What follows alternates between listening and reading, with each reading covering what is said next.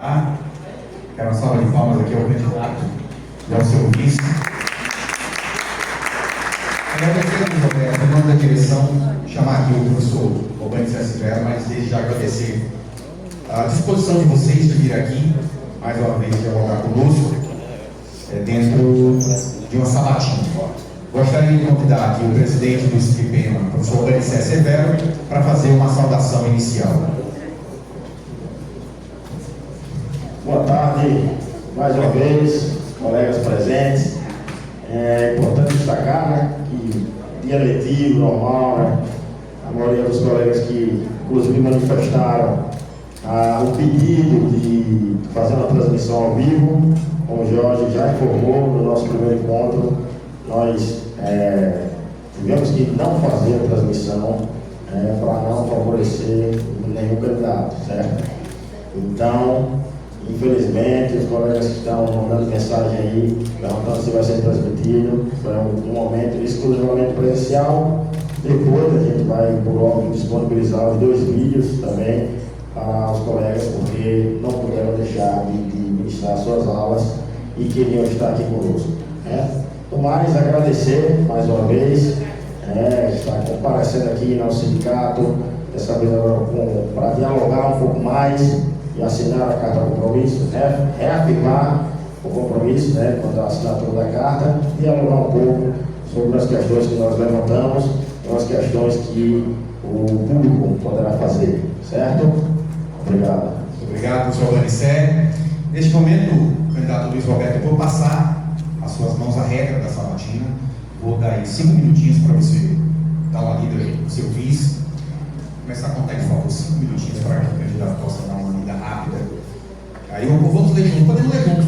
Tá, Luiz?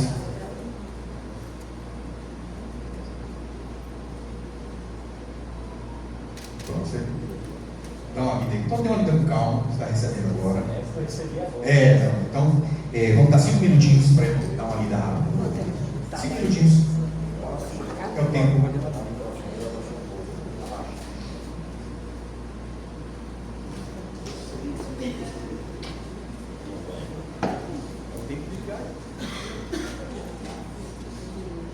Tá.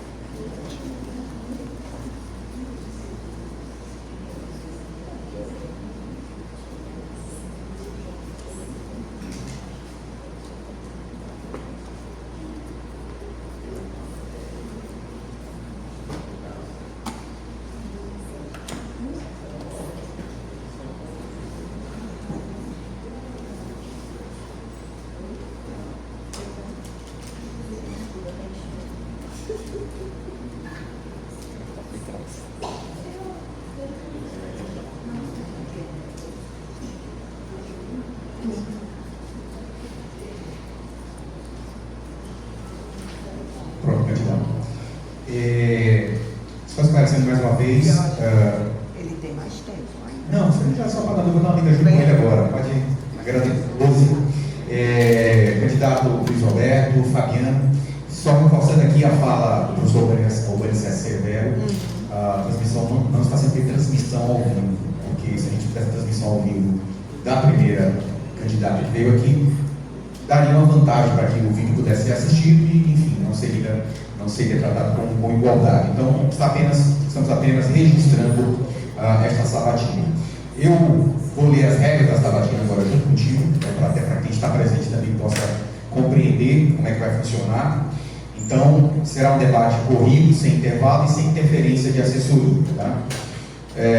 Será dividido em blocos. Em primeiro bloco, o candidato terá 3 minutos para se apresentar e apresentar seu histórico de vida. No segundo bloco, o candidato terá 3 minutos para comentar sobre o seu compromisso ou compromisso que assumiu na assinatura da carta compromisso doces de pena. No terceiro bloco, o candidato terá 3 minutos para falar sobre as suas propostas para a educação em Aracaju de forma geral. No quarto bloco, o candidato terá 3 minutos para falar sobre escola sem partido, homeschooling e escola sem fundo militar. No quinto bloco, cada candidato, ou candidato e seu vice, terão até 3 minutos para responder cada uma das questões abaixo que eu vou formular aqui. É que eu vou formular na hora, mas as perguntas estão aí, né, para você dar uma lida, depois de ganhar um tempinho. E no sexto bloco, o candidato terá 3 minutos para responder 2 perguntas que serão formuladas presencialmente. Daqui a pouco eu passo novamente as regras dessas perguntas que serão formuladas por algum professor ou professora aqui presente, que seja da rede municipal, relacionada, obviamente, a questões da educação, que serão sorteadas aqui para serem lidas e formuladas aos candidatos, ao candidato e ao seu vice. E no sétimo bloco, o candidato terá 5 minutos para suas considerações finais, né? Colocando aqui, deixando lá, não poderá haver qualquer tipo de manifestação da plateia durante a fala do candidato ou do seu vice, podendo, após ela, ser feita a manifestação como foi feita com a candidata que veio aqui anteriormente, né? Separar fileiras, não precisa, as assessorias estão espalhadas aí de forma natural, então não há problemas quanto a espaço para assessoria. Então, compreendido, candidato, compreendido seu vice, Fabiano Oliveira, podemos dar início então à nossa sabatina, agradecendo mais uma vez desde já, Luiz, a sua presença aqui nesse desafio e ao seu vice-candidato.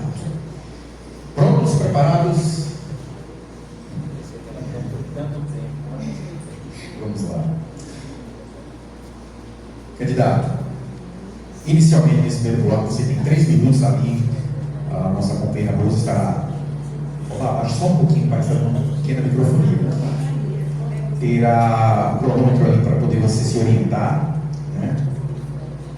Lembrando que não pode haver interferências da assessoria, mas vocês podem dividir inclusive o tempo, né? Em relação, candidato, às perguntas, as 12 perguntas serão formuladas lá no sexto bloco.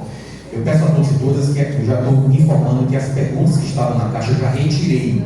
Por quê? Porque a gente entende que algumas delas poderiam ter sido formuladas especificamente para a candidata Emília Correia. Então não tem por que ela permanecer na caixa. Então quem quiser, ao longo dos próximos blocos, formular perguntas que serão sorteadas ao candidato, as fichinhas estão aí atrás, Custódia, as fichinhas para isso. Procura lá a professora Custódia, ou Joelina, ou o professor Cláudio, levanta a mão, ele vai entregar uma fichinha, a fichinha será preenchida com a pergunta e precisa haver a identificação. O formuláriozinho que não houver a identificação do formulante da pergunta, a pergunta não será feita, tá? Não queremos perguntas anônimas aqui, terá que haver identificação. Então, neste primeiro bloco, eu passo ao candidato Luiz Roberto o espaço de 3 minutos para que ele possa se apresentar e apresentar seu histórico de vida. Boa tarde a todas, boa tarde a todos.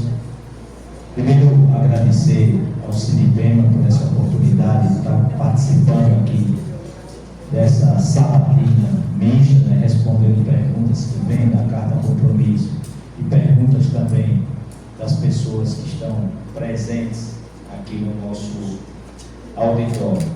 Bom, eu sou um aracajuano de 59 anos, aqui nasci, aqui me criei, aqui constituí família, aqui meus filhos e meus netos nasceram. Deus também me deu a oportunidade de participar da gestão pública municipal durante 7 anos, ocupando cargos na Fundap, na Insurb, depois fui para a Secretaria de Desenvolvimento Urbano e Infraestrutura do Governo do Estado, trabalhando com o governador Fábio Mitidieri, trabalhei 7 anos com o prefeito atual Edivaldo Nogueira.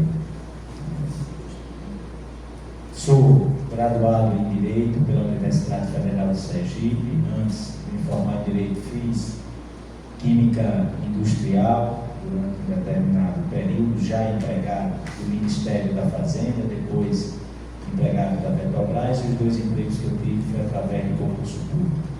Me formei em Direito em 1999, 90, advoguei durante mais ou menos 20 anos, até 2010, quando tive que deixar a advocacia por conta de uma incompatibilidade das duas funções ocupadas. No período que exerci a advocacia, tive a honra, a satisfação de ter advogado para este sindicato, para o Sindipema, durante o período que trabalhei na assessoria de Carlos Brito e Associados, que hoje é o escritório de Santana Araújo Costa, tendo em vista a ida do professor Carlos Brito para o Supremo Tribunal Federal. Então, eu fui categoria e fui advogado de categoria.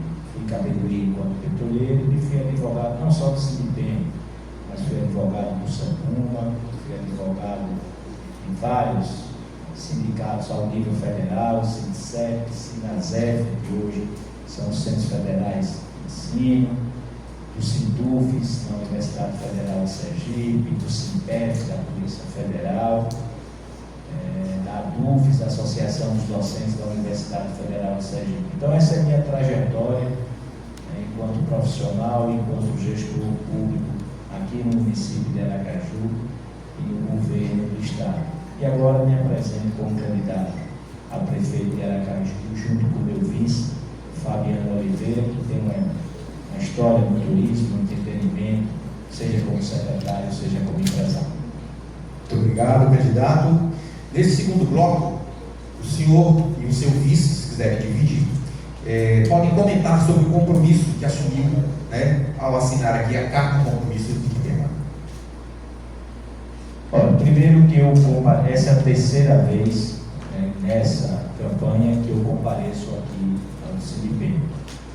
Tive uma primeira oportunidade para dialogar com a diretoria, aqui mesmo, nesse auditório. Nós passamos uma parte de uma tarde conversando, dialogando com professores e professoras em atividade, professores e professoras em atividade, dialogando sobre vários aspectos relacionados com a categoria, com a valorização dos trabalhadores, das trabalhadoras, com algumas situações que precisam ser solucionadas, que precisam ser avançadas no que se diz respeito ao diálogo e à aquisição de direitos, ou prorrogação de direitos, muito bem explanado pelo presidente do sindicato e outros diretores que estavam aqui presentes naquela oportunidade. Depois, nós fomos convidados a assinar a carta de compromisso com o Sindipema. Vários itens foram elencados e foram devidamente explicados aqui pela diretoria. Dessa vez foi lá embaixo, uma reunião menor, que era só mais uma assinatura, mas que precisava ser discutido o conteúdo para que a gente tivesse a certeza. O que tivesse ali exposto naquela carta, houvesse um cumprimento efetivo, porque não é só uma assinatura, não é só você aceitar o que está ali e você depois não poder cumprir. Diante das explicações que foram dadas, que foram a nós passadas pela diretoria e todos os itens estabelecidos, nós também identificamos que no próprio plano de governo havia compatibilidade entre situações que ali foram colocadas, na valorização, na formação, na questão de piso, no estudo das questões previdenciárias, vários itens que foram colocados à nossa disposição na carta de compromisso.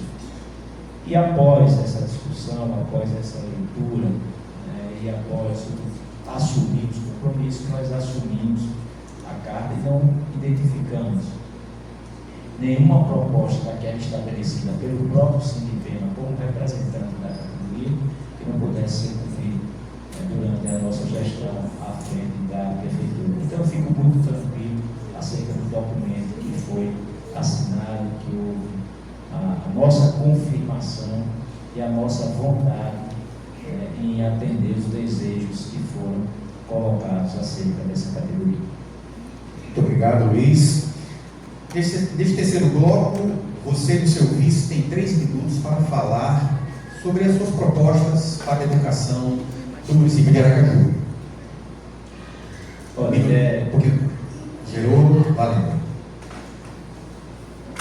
Fabiano me deu o direito de eu sempre responder perguntas, né, nós ajustamos isso aqui, e se ele tivesse também quisesse falar, não teria problema nenhum, porque ele conhece muito bem o nosso plano de governo. Inclusive, quando ele veio com a chapa majoritária, foi inclusive uma exigência dele a gente reabrir o plano de governo, que ele já tinha falado algumas propostas em diversas áreas, em diversos serviços e situações, e a gente resolveu abrir para poder dialogar. Então, tudo que está aqui ele conhece bem. Primeiro, nomear os professores que forem aprovados no concurso público que está sendo realizado. Como forma de valorizar e capacitar todos os professores e professoras, é a criação do Centro de Aperfeiçoamento e de Formação Continuada na Educação. Além disso, fortalecer as políticas públicas, né, para a gente diminuir a distorção entre dado e sério. Fazer um trabalho efetivo para que a gente possa construir creches com o intuito de zerar a fila para vagas nas creches, porque a gente sabe que é uma demanda grande, nós circulamos na cidade, nós verificamos isso em mais de 200 reuniões que nós realizamos nas comunidades, a gente sabe que existe essa necessidade para a sociedade e que também é reconhecido pelo próprio sindicato, pela própria categoria. Criar o que a gente chama de Centro de Referência de Educação Especial, para o atendimento psicossocial, emocional, não só dos alunos com deficiência, mas também trabalhar com o próprio professor, a própria professora e também os pais, mães, atípicos ou seus tutores e cuidadoras, para a gente ter um olhar diferenciado para esse público que cada vez mais aparece com diagnóstico, que seja de TEA, transtorno espectro autista, TDAH, altas habilidades, superdotação. E dentro do que já se tem ali na Rua do Meio, fazer uma grande área ali, que seria a cidade da educação. Lá estaria esse centro especializado, o centro de formação, a própria sede da educação, a reforma e a sala dos conselhos, seja do Fundeb, do CACS, os conselhos que circulam. Além disso, a revitalização e a reestruturação daquelas escolas que não foram ainda reestruturadas, e avançar com o programa Escola Técnica no que diz respeito à introdução, da inovação, da tecnologia na educação. São várias outras propostas, mas eu tenho um limite. Muito obrigado, candidato, por ser atento ao tempo. Neste quarto bloco, o senhor tem 3 minutos para falar sobre escola sem partido, homeschooling e escola cívico-militar. Tempo, por favor. Olha, a escola ela deve atender a todas e a todos. Não existe você levar as questões partidárias para dentro da escola. Você pode até discutir política, discutir o que acontece no mundo fora, porque os temas transversais, cada vez mais eles permeiam a escola e a educação em Aracaju, principalmente com a ideia de você ter a escola em tempo integral, ensino integral, você tem que também preencher o contraturno com alguns temas que são interessantes e que levam a cidadania ou formam um verdadeiro cidadão naquela escola. Agora, você levar as questões tão somente, você criar uma escola com partido, isso para mim está fora. A escola deve ser sem partido, uma escola aberta para discussão, sem problema nenhum ideológico, mostrando a realidade que se tem e as pessoas que façam as suas escolas, mas você formando cidadão. Você ter a educação colocada à disposição da sua casa, dos seus pais, é onde inicia a educação. Mas a educação ela não se completa dentro do lar. Há uma necessidade de você ter a escola, de você ter a educação fora e não impor tão somente e exclusivamente a educação aos pais na sua casa, dentro da sua residência. Aí era o fim das escolas. Aí você não teria a categoria professores e professoras para fazer o complemento escolar, com a qualidade do ensino que se é exigido aí, dentro da rede pública, para que você possa alfabetizar, que você tenha medidas efetivas para que a gente melhore os indicadores da educação, e a categoria está pronta para isso.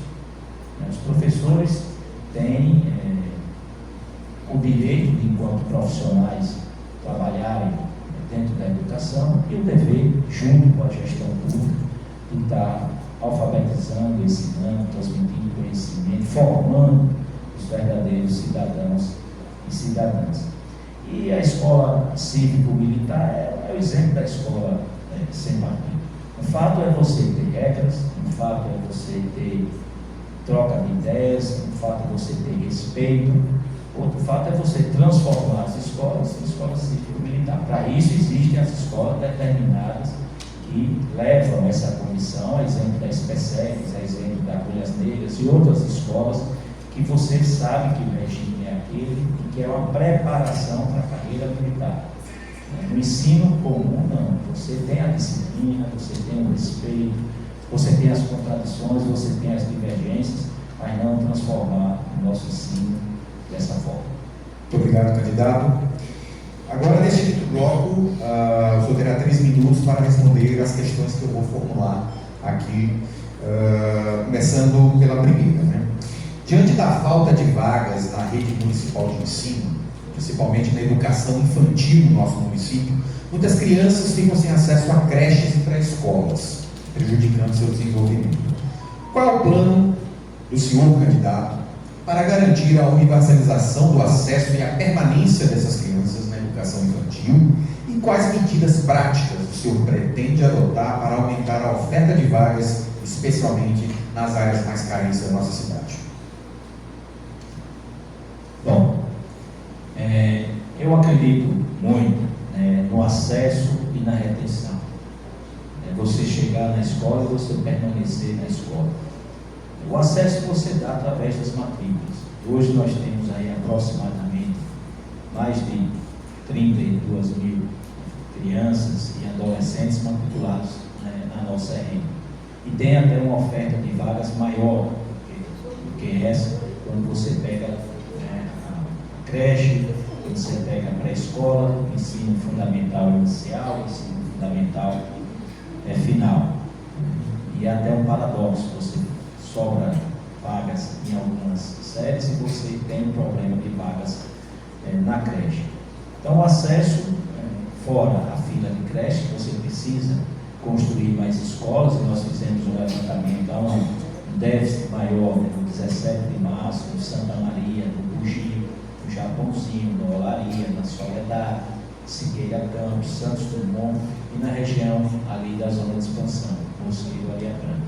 E você só resolve essa falta de vagas você construindo creches e você dando o acesso.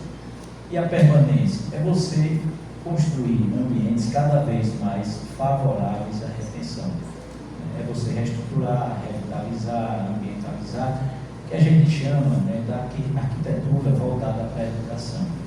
Com mais verde, aqui também sugestões que nós recebemos da diretoria naquele primeiro encontro, você reduzir cada vez mais o concreto, que ele também é necessário para a edificação, mas você dá um ambiente mais favorável para a permanência do aluno em sala de aula, e aí você tem um rendimento muito melhor em todos os processos. A valorização da própria categoria, quando você valoriza, você também dá satisfação aos trabalhadores e trabalhadoras, e isso facilita o processo de aprendizagem e também o processo de retenção do aluno em sala de aula. E você tem que fazer a inovação tecnológica. Essas resistências eu sei que já foram quebradas dentro da educação municipal. A gente tem uma limitação de 6 meses a 3 anos e 11 meses por conta da interação com telas, isso pode prejudicar a saúde das crianças, mas a partir da pré-escola você tem a oportunidade de já estar dentro de um mundo mais tecnológico, não só para o aluno, mas continuar até com o professor ON, que já foi um projeto que já existia, e o professor também pode receber hardwares e softwares que vão estar facilitando o processo educacional no município de Aracaju. E a aproximação dos pais, das mães, criando aquele ambiente de comunidade dentro da escola. É o que a gente pensa. para essa área. Muito obrigado, candidato. Sua segunda pergunta, então. A educação de jovens e adultos, a EJA, é fundamental para garantir o direito à educação para quem não teve a oportunidade de estudar na idade regular, devido aos diversos desafios impostos aí pela vida. Em nosso município, essa modalidade não é ofertada de forma satisfatória. Quais são as propostas do candidato para ampliar o acesso e melhorar a qualidade da EJA em Aracaju? E como pretende assegurar que esses alunos tenham condições de permanecer e concluir seus estudos? Tempo, por favor. Se nós pegarmos o que está estabelecido, desculpe, Jorge, desculpe, professora. Se nós pegarmos o que está estabelecido na Carta de 88, todo e qualquer cidadão tem direito à educação, saúde, renda, moradia e lazer. O que está estabelecido na Constituição de 1988. E alguns têm a oportunidade de concluírem todo o seu período nas fases corretas. Você entrando numa pré-escola, numa creche, depois passando pelo ensino fundamental inicial, final, e aí ensino médio, você alcançar a oportunidade de prosseguir na sua graduação através do Enem, você já trabalhando e tendo acesso a emprego e renda, você garantir a continuidade dos seus estudos. Mas tem aqueles que, infelizmente, há uma interrupção nesse processo educacional e não conseguem, muitas das vezes, concluir o ensino fundamental, muitas vezes o ensino médio, e acabam interrompendo os seus estudos e não conseguindo levar adiante. Se a gente for olhar o número hoje de pessoas com matrícula no EJA, variando aí de 1.500 a 2.000 pessoas, que hoje são atendidos pela nossa rede. E que se tem que fazer um estímulo para a permanência. Porque muitas das vezes você é trabalhador e é estudante, você passa o dia todo trabalhando e você tem que chegar à noite ainda para ter esse terceiro turno, que é o turno do estudo.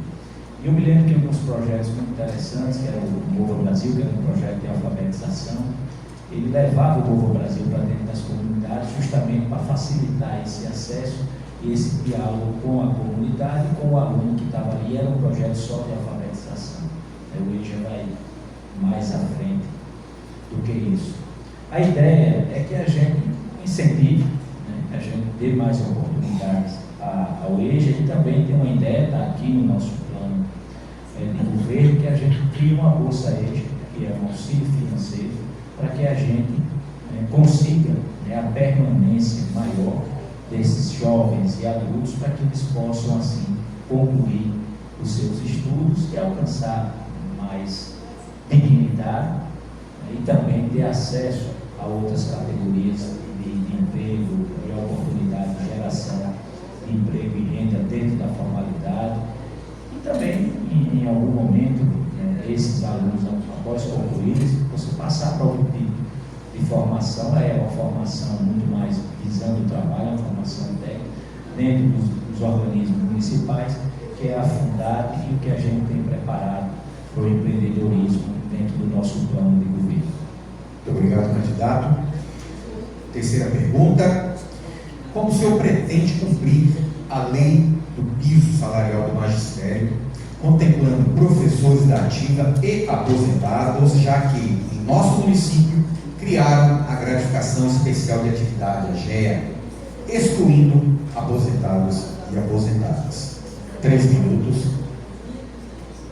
Veja, nós debatemos essa situação, inclusive aqui, convergindo em grande parte das situações, na primeira reunião que nós tivemos, e o sindicato colocou esse compromisso, um desses compromissos, dentro da carta que foi assinada por mim e Fabiano, na segunda oportunidade que nós tivemos aqui. Foi levantada a situação de você conduzir o estudo, junto inclusive com o próprio sindicato, do impacto financeiro do que isso representa, o impacto para o sistema previdenciário, aí o regime próprio de previdência, O presidente, inclusive, apresentou uma documentação e apresentou estudos que foram entregues a nós, toda essa situação e o reflexo disso ao longo do tempo, atendendo os 3 pilares que norteiam a Previdência, que é a contribuição, que é o benefício e a longevidade. Isso tem que ser estudado e colocado de forma muito clara e muito ampla. E quero também dizer aqui, olhando para as professoras e os professores que estão aqui presentes nesse auditório, que Edivaldo é Edivaldo, Luiz é Luiz. Eu sou aliado dele, ele me apoia a minha candidatura, e isso eu não escondo de ninguém e nem vou esconder. Agora, cada um tem o seu perfil, cada um tem a sua forma de atuar. O que nós entendemos foi que nós temos que encontrar uma forma que, ao longo do tempo, a GEA seja incorporada no piso definitivamente e seja estendida também aos inativos. Por isso que foi colocado ali a nossa disposição, eu e Fabiano, para o pagamento do piso para os servidores em atividade e para os servidores inativos. E eu tenho muita tranquilidade de dizer isso, porque muitas ações, não de piso, porque na época não tinha isso, mas muitas ações da própria do Sindipema, do SEPUM, tem lá a minha assinatura, estudos que foram feitos por mim, inclusive com auxílio de contadores, de pessoas que entendem, né, de finanças, e o prefeito tem que entender também de finanças, de orçamento, para você depois não assumir e depois você atrasar salário, depois você ter problema de pagamento, depois você ter um impacto negativo no que tem de fundo dentro do Instituto de Previdência. Inclusive, hoje eu gravei um texto do meu programa de rádio, meu e de Fabiano, dizendo que eu vou pagar o preço dos professores. Não tenho problema nenhum, e das professoras, tá? Não tenho problema nenhum quanto a isso. Concluí. Muito obrigado. Pergunta 4. Considerando os altos índices de licenças médicas, readaptações temporárias e definitivas, e que estudos apontam o crescimento de doenças ocupacionais relacionadas à docência, quais as propostas para cuidar da saúde do professor e da professora? Muitas das vezes, quando a gente fala em valorização da categoria, de forma muito errônea, a gente pensa na condição financeira, né? E na condição de pagamento em dia, que é uma obrigação do gestor. E muitas vezes a gente esquece da formação, da qualidade, da valorização de uma forma muito mais ampla e muito mais abrangente. É natural que na evolução, né, dos seres humanos, na construção de novas relações, outras divergências começam a acontecer. E hoje, não vou dizer de forma precoce, mas determinados assuntos chegam mais rápido para essa nova geração, a geração Y, do que na minha geração. Então se discutia pouco dentro de casa e muitas vezes na escola, era aquela situação que existia. E o que é que pode implicar isso? Isso implica numa relação diferente, numa relação que às vezes você tem um impacto emocional muito maior, psicossocial. Tem alunos hoje que se posicionam firmemente, a sociedade é outra, as culturas são outras, e a gente tem que estar preparado, não só na formação, mas também os reflexos que tem isso. Às vezes, é uma doença que vem da condição física da pessoa, ou daquele dia a dia, né, que você ocorre. E tem hoje, as doenças mentais, elas crescem assustadoramente, né, nesse mundo. O impacto, né, da depressão, o impacto da ansiedade, né, o impacto de doenças neurológicas, ela está mais presente na nossa vida. Eu acabei de falar agora do Centro de Atenção Especializada, porque o neurodivergente, eu estava vendo ontem uma relação com a doutora Priscila, era de 1 para 100, hoje chega de 1 para 60 pessoas nascidas, e pode chegar nos próximos anos, minhas amigas e meus amigos, a 1 para 36.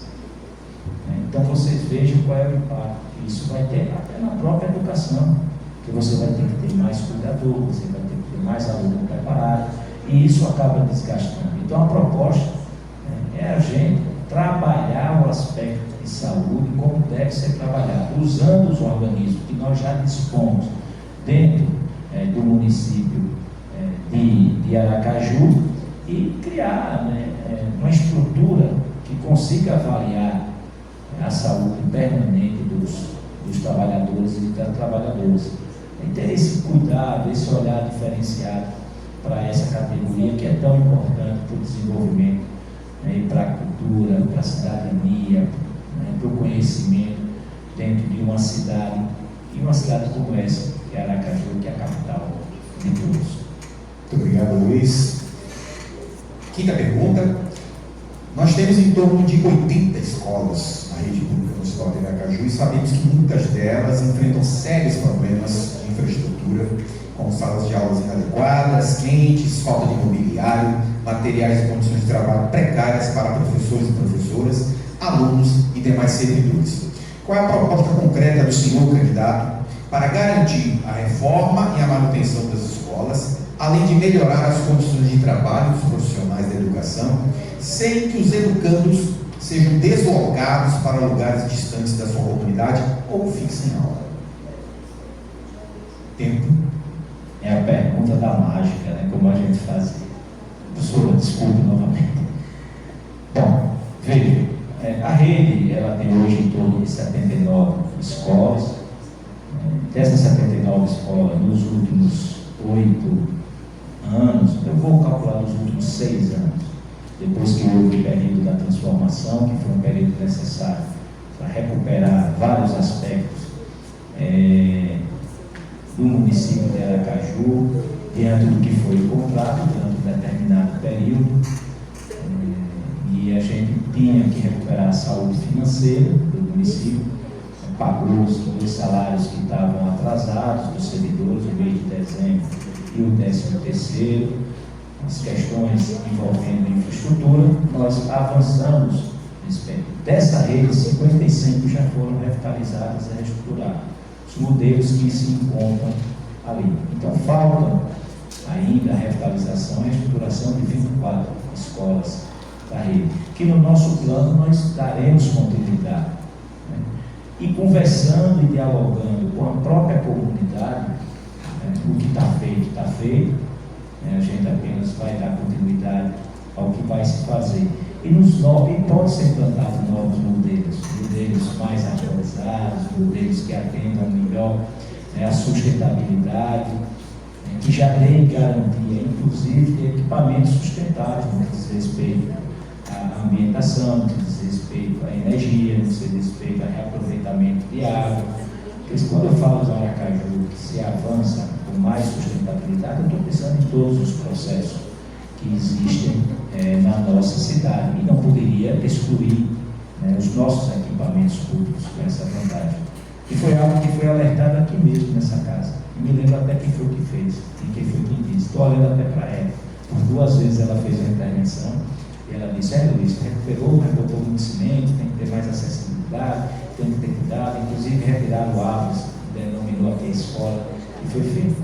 Então, professoras e professores, a ideia é que a gente continue com essa reestruturação, com essa revitalização, criando ambientes mais favoráveis, como eu já disse, no ensino, para que a gente dê melhores condições aos profissionais, aos alunos, aos pais que vão nas escolas, as escolas com salas amplas, com ar-condicionado, novo mobiliário, com as telas digitais, continuar com a entrega dos laptops, para que a gente possa discutir melhor essa questão da tecnologia e da inovação dentro da escola, e com o professor ON, que é essa, assim é o nosso nome, a denominação. Então, é reestruturar o restante.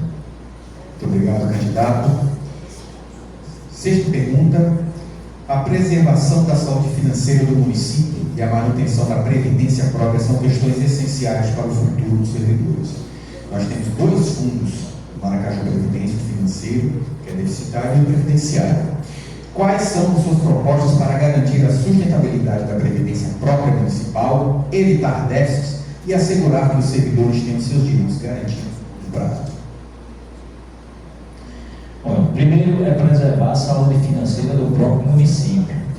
Quando você pensa, e aí eu vou ser pragmático, mas quando você pensa em desenvolvimento econômico, quando você pensa de forma abrangente todos os processos do município, você tem que preservar a saúde financeira do município, mantendo inclusive as informações fiscais, contábeis de forma qualificada, para que a gente possa assim garantir não só o custeio, mas o que você tem de necessidade de investimento para a melhoria de toda a situação de todos os cidadãos e cidadãs. Hoje, nós temos dois regimes de previdência: o regime de previdência geral, social, que é o regime do INSS, que ainda tem alguns vínculos, não aqui no município de Aracaju, com exceção dos contratos temporários. Você tem vínculos em outros municípios. Muitas vezes a gente confunde o que é os institutos de previdência e o regime próprio de previdência do município. Outrora se era muito favorável aos fundos de pensão, porque você garantia que o próprio fundo de pensão garantisse o pagamento das aposentadorias e pensões, porque alguns sistemas de previdência, tanto estadual como municipal, não é que ele seja ilegal, é que a gente chama de sistema irregular. Ele só paga a pensão, ele não paga os proventos de aposentadoria, que muitas das vezes é sustentado pela conta única do município. Então a gente tem que ter cuidado quando a gente fala em déficit previdenciário. O Aracaju Previdência, ele faz a regulamentação, ele é 200, mas você precisa ainda aportar recursos para os pagamentos. Hoje você tem um fundo específico, não tenho agora aqui o valor, mas sei que tem um recurso considerável hoje no fundo de previdência, e é salutar que a gente renove inclusive a nossa força de trabalho, que a gente abra concurso público, porque a contribuição do inativo, ela deixa de existir, e você precisa retroalimentar o fundo de pensão ou o fundo previdenciário. E ainda bem que se separou o que era fundo de previdência financeiro e o que era fundo de previdência na área da saúde, porque as coisas são distintas. Um é plano de saúde, outro é plano de previdência. Então é valorizar e aportar recursos cada vez mais necessários para você manter o fundo, e que você garanta, se tiver alguma situação de dificuldade, por isso que eu disse que manter o equilíbrio fiscal é muito importante nas finanças do município, que você garanta o pagamento em dia através do fundo previdenciário e do instituto próprio de previdência. Por isso que ele deve ser ao máximo superavitário. Muito obrigado, candidato. Nesse sexto bloco serão sorteadas duas perguntas para que o senhor responda. Cadê a caixa? Tem mais alguém que queira contribuir com pergunta? Senão encerramos aqui. E vamos sortear a primeira pergunta então ao candidato. O candidato terá 3 minutos para responder a esta pergunta, se ela estiver identificada. Vamos abrir. Aqui. E vamos ver de quem é esta pergunta.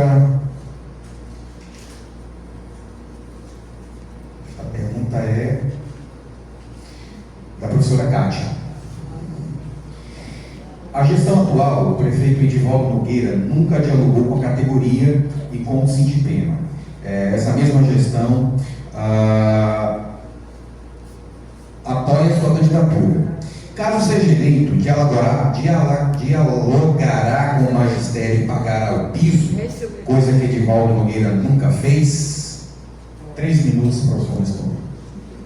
Eu vou repetir uma parte do que eu já falei. Professora Kátia, a senhora esteve aqui presente também naquela primeira reunião e manifestou esse desejo, essa vontade. Inicialmente, quando eu me apresentei, eu falei da minha relação com o Sindipema, que não é de agora. Eu lhe conheci mais jovem,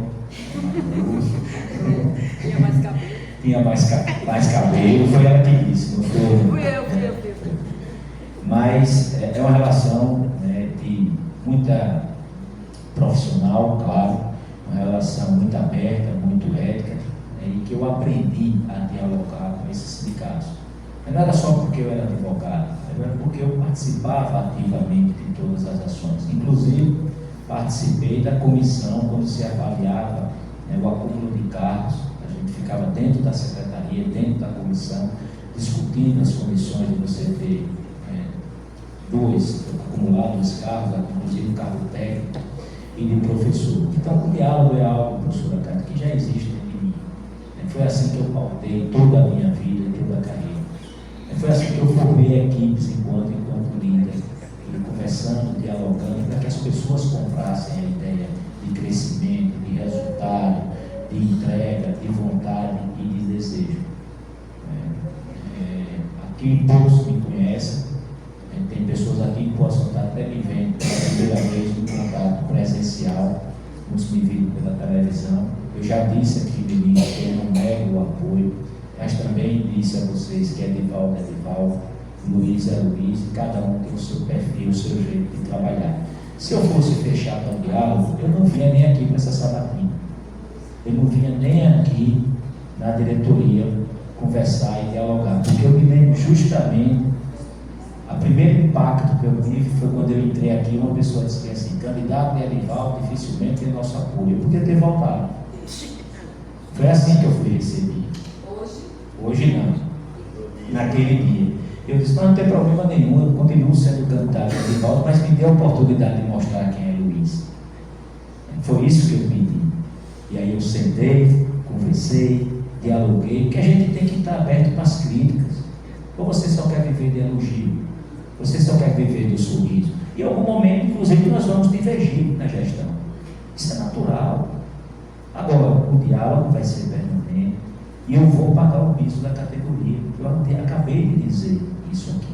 É uma proposta minha. Eu não ia assinar aquela carta de compromisso para enganar ninguém. Porque se for para enganar as pessoas, eu ficava muito confortavelmente na minha casa e não ia para uma disputa de eleição como está sendo essa. Então, essa é a nossa proposta. Muito obrigado, candidato. Vamos a mais uma pergunta.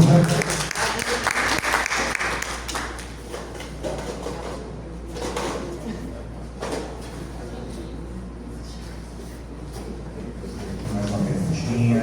Espero que seja bem venenosa. Vamos lá, Luiz, vamos lá. Eu sei que você está preparado. Essa é a pergunta da professora Maria Angélica de Jesus Santos. Ela vai contemplar. Faça outra, por favor. Só tem um probleminha, tem 2 perguntas. Aí não tem importância, ele está preparado, resolve as 2. Você responderia as 2 perguntas, mas de repente não tem mais. Exatamente. Eu vou fazer as 2 perguntas, ok, professor? Ok. A primeira pergunta é a seguinte: serão construídas... Até porque eu já fiz 2 perguntas também, né? É verdade. Vamos lá, candidato, vamos lá, você está preparado? Serão construídas creches para zerar a fila de espera? Qual a proposta da Prefeitura Municipal para o meio ambiente, já que a gestão de Edivaldo Nogueira cortou muitas árvores? Não dá para casar. Tempo, candidato. Ele terá um tempo maior. Bom, para zerar a fila de vagas de creche, professora, eu já até falei aqui na construção de novas unidades de educação infantil que contemplam as creches, apesar que tem educação infantil também dentro das escolas de ensino fundamental. Pelo menos em 38 escolas das redes, a gente tem educação infantil dentro das escolas de ensino fundamental. Tem esse bicho ali que não se confunde, não se atrapalha, mas é bom estabelecer que existe isso, é algo que a gente não pode esconder. Quando eu fiz esse diagnóstico, esse raio-x, essa ultrassonografia da gestão para poder elaborar o plano de governo. Estudei mesmo, fui atrás, busquei todas as informações necessárias. Então, não tem outra opção a não ser, por isso que manter o equilíbrio fiscal e você ter o recurso necessário para investimento é importante. Atingir uma letra capaz de A+, é muito importante do ponto de vista do que você tem disponível no mercado para operação de crédito, para você cumprir o que está inclusive aqui ao nível de investimento. Há uma necessidade, claro que você tem as parcerias, você tem emendas, você tem o próprio Ministério da Educação, mas você também tem que ter recurso próprio para que você faça a autogestão e você possa, assim, corresponder à necessidade que está dentro da sociedade. Então, aqueles bairros que eu já falei, né, 17 de Março, Olaria, Bugio, Santos Dumont, a zona de expansão, mesmo tendo lá hoje a Escola Florentino Menezes, que é uma referência ali enquanto escola, a Júlio Prado Vasconcelos enquanto creche, que são modelos que atendem a esse ambiente favorável que eu disse, mesmo que tenha muita arborização, a gente acha que tem que ter mas a gente precisa aumentar o número de creches para a gente atender a possibilidade de zerar a fila, que isso não é de imediato. Hoje tem 2.500 crianças precisando de vaga nas creches, as mães e os pais precisam trabalhar, e não é só isso, você pode até colocar dentro das creches que a gente chama de horário especial, porque tem mãe que trabalha à noite, não trabalha pelo dia. Você ainda tem que compatibilizar, e isso está dentro do nosso plano de governo, no eixo mulheres. Está bem colocado isso, porque foi outra situação que foi levantada dentro das próprias comunidades. Então você veja que não é só você fazer a creche, você construir a creche, é você entender da necessidade e saber qual é a necessidade. Claro que isso aí é uma parcela menor. Em algum momento, alguma creche terá que ter um horário estendido para que você atenda um determinado segmento de pessoas que trabalham no turno, que trabalham. Eu vou dar mais um minuto para complementar. Foram duas perguntas. Ok. Não vou pedir, não vou pedir que seja 6, que é a metade de 12, mas aí eu vou continuar. Ok. A questão do meio ambiente, professora, se a gente for falar de sustentabilidade, eu vou passar aqui meia hora e não vou conseguir dizer o que a gente tem de proposta, porque aí vai entrar condições climáticas. Agora, nós vamos continuar e ampliar o plano municipal de arborização, para que a gente consiga agora plantar mudas já adultas, mudas com quase 4 metros, para que a gente tenha esse cinturão verde o mais rápido possível na nossa cidade. As nossas obras de infraestrutura que estão contempladas aqui, seja no Jardim Petrópolis 2, na Cidade Nova, no Recanto dos Cajueiros, no Santa Maria, no Costa Verde 1, Costa Verde 2, no Aruane, 12 comunidades já identificadas que precisam de intervenção urbana, nós já estamos com o processo de arborização paralelo nessas obras. Um novo modelo de praça, que a gente denominou de mini posse. O que é isso? É você plantar cada vez mais árvores frutíferas na revitalização e na reestruturação das praças. E olha que tem muita praça para ser revitalizada e reestruturada. Você chegar em Orlando Dantas, é o grande anseio daquela população, são as praças do Orlando Dantas para a revitalização. Então, esse projeto de mini posse, além de você incentivar o que a gente chama de cinturão verticalizado, em fachadas de edifícios, em casas. Então, cada vez mais você fazer uma cidade sustentável. E aí, se a gente for partir para a limpeza de canal, para a melhoria da rede de drenagem, para a gente evitar os alagamentos, tanto é que eu estou criando, separadamente da Secretaria de Defesa Social, a Secretaria de Proteção Civil e Condições Climáticas, para ter um trabalho específico junto com a SEMA, para preparar Aracaju para as crises climáticas que estão acontecendo aí diariamente no mundo. No Brasil não está sendo diferente, desde que aconteceu no Rio Grande do Sul com as enchentes, desde que aconteceu agora com as queimadas, e lá em São Paulo. Além disso, todo esse procedimento do Plano Municipal de Sustentabilidade. Então eu queria, desculpe, eu me alonguei porque foram 2 perguntas. Justo. Tá? Então, obrigado, professor. A gente que agradece, Luiz. Então, passada essa fase, neste último bloco, então, você, candidato, terá 5 minutos para até dividir, para a Fábio até falar um pouquinho aí, para fazer as considerações finais. No final, fica aberto aí para você, candidato, e caso o vice também queira, possa falar. 5 minutos, por favor.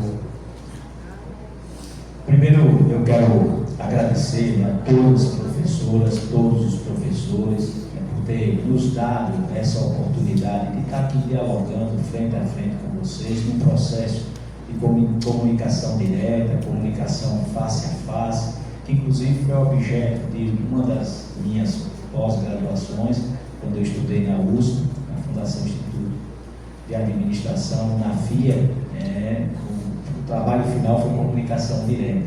Por isso, professora Cátia, que eu gosto do diálogo, gosto da conversa, do papo respeitoso, e que a gente possa assim manter esse diálogo aberto, franco, não só com o Sindiberg, com todas as categorias que prestam serviço de qualidade para o povo aracaju. Dizer claramente que tudo que foi dito aqui e que foi ratificado na carta de compromisso que eu assinei junto com o meu vice Fabiano, nós vamos cumprir rigorosamente o que está ali.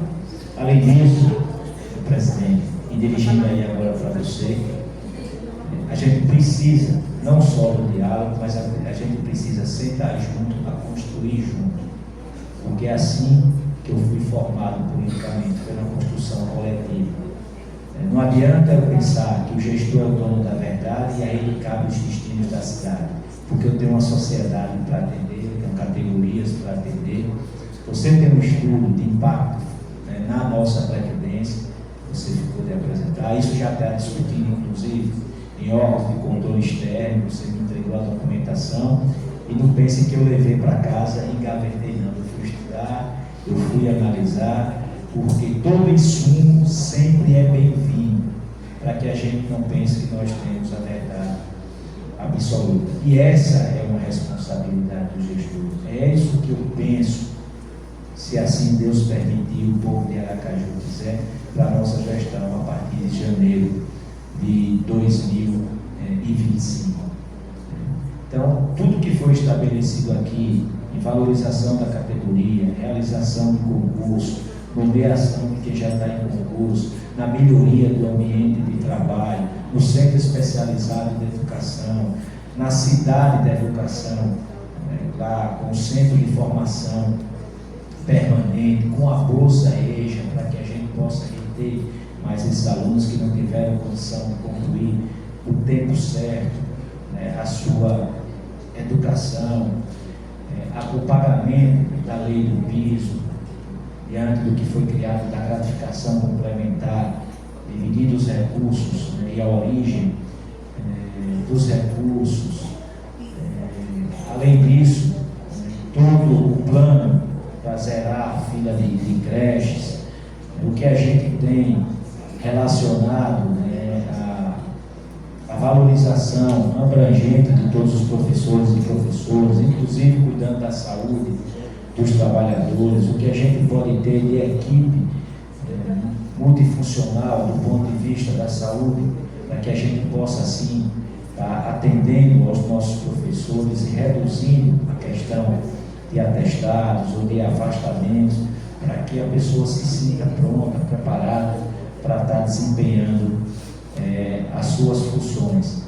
E se vocês puderem, dêem uma olhada no nosso plano de governo, no eixo da educação. Nós temos 4 temas, que é o tema social, o tema institucional, o tema de desenvolvimento, e mais 19 eixos programados, e um eixo dedicado tão somente à educação. Nossas redes sociais, @Luiz Roberto, Luiz com Z, Roberto PDT, vocês têm a oportunidade de ver o nosso plano de governo, não tem como distribuir um para cada pessoa que está aqui presente nesse auditório. E eu tenho certeza que eu e Fabiano poderemos fazer Aracaju avançar e fazer um Aracaju mais segura, mais sustentável, mais inovadora, mais moderna, mais inclusiva, porque é esse o nosso grande objetivo, avançar no que for preciso. É por isso que nós avaliamos, e eu deixo muito bem claro, algumas situações que não foram solucionadas e que precisam ser solucionadas.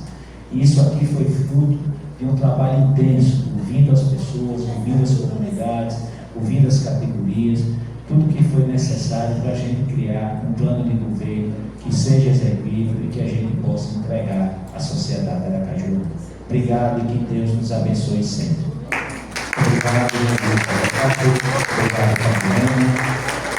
Vamos fazer uma foto oficial para a gente encerrar aqui a nossa sabatina. Aí, está aqui, né? Está aqui. Vem.